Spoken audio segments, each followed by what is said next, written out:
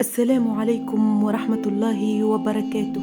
توفيت الممثلة المسرحية والإعلامية ريم الحمروني اليوم الأحد 19 فيفري 2023 على إثر أزمة صحية، رحمها الله وتغمدها برحمته الواسعة، وإنا لله وإنا إليه راجعون.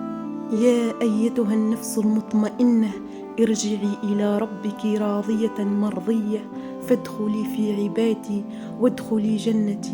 نسأل الله العلي العظيم أن يتقبلها برحمته الواسعة، وأن يسكنها فسيح جناته، ويلهم أهلها وذويها جميل الصبر والسلوان. أترككم في رعاية الله وحفظه، وإلى اللقاء.